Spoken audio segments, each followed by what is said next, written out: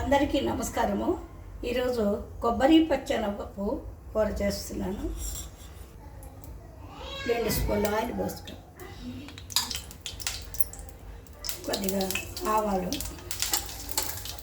కొద్దిగా పచ్చెనగపప్పు, కొద్దిగా మినపప్పు, కరివేపాకు,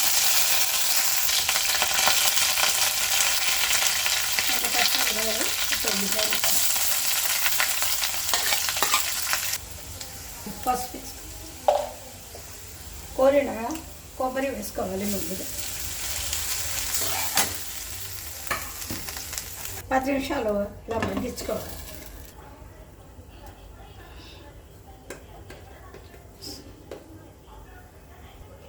ఒక 1/2 స్పూను సాల్ట్, 1/2 స్పూను కారం,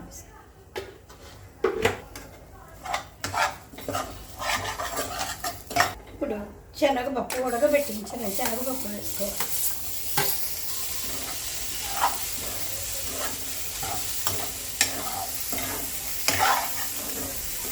ఇప్పుడు చిన్న మంట పెట్టుకోవాలి. ఒక 10 నిమిషాలు ఇలా మగ్గించుకోవాలి.